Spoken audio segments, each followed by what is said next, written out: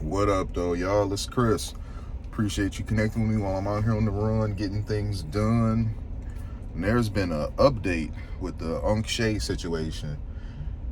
We all saw what was going on.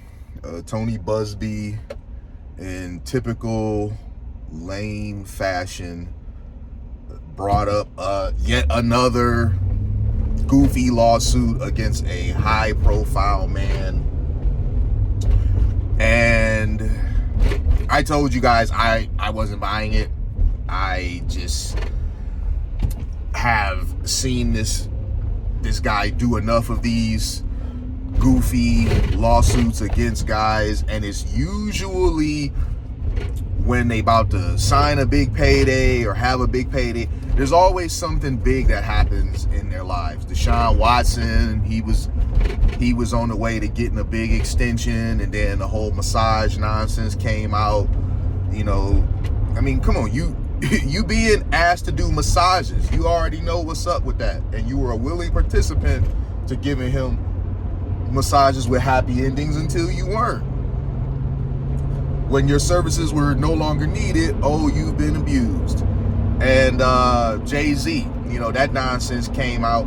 That was really lame, because Jay-Z family was in the Mufasa movie, you know, so there was the premiere of that coming up, and oh, Jay-Z did this and that to this Jane Doe.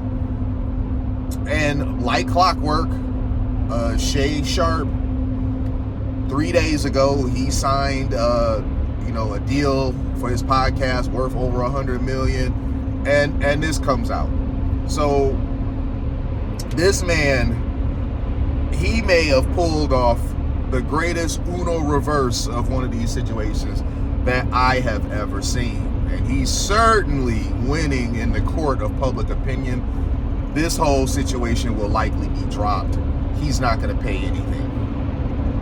In a tweet, he released a statement denying all allegations and dropping text message receipts. And them text messages, I'm not about to go into a bunch of detail about them here because they're a bit on the vulgar side. But I will say off these two. The chick was talking about, you know, her juicy behind, him missing it, and being worth 25 G's per cheek. I don't know if that's what he paying for or was paying for, if that's what she feel like her cheeks was worth. But you know, I mean, when you got text messages with no context, you know, all of that is up for determination, and I think they know that they did that on purpose. There was another one where she was talking about, you know, like choking her. There's another one where she's talking about she wants him to put a big black baby in her. So clearly, she is the aggressor here. She may not have always been the aggressor, but what they're establishing is that this woman is lying. This is a woman that he apparently was in a relationship with, and the whole essay thing, that's cap, man. You know, claiming that it was like numerous times, no, that's cap. Because if you've been done that way once, and any woman who has ever had the unfortunate circumstance of that being her life, they will tell you, you don't go back to the guy 9-10 times more after you've been done that way once. I mean, come on, man. That just was silly. So nobody's buying this. Pretty much everyone is saying cap. Everyone is saying the timing of this is sus.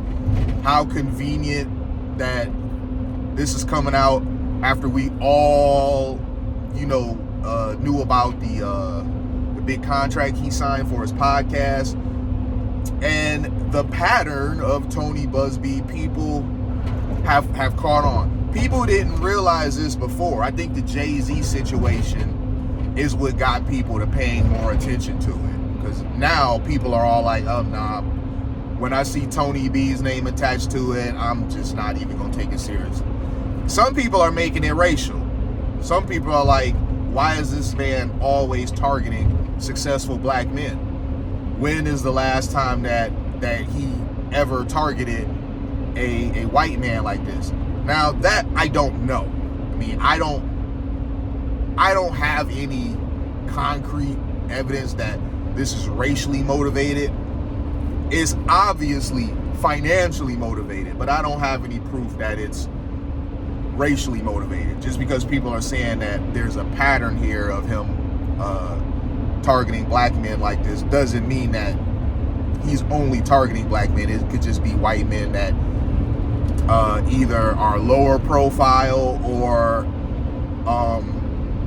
because they're white men, you weren't really paying attention. So I don't know about that. As far as I can tell, it's absolutely about the bag.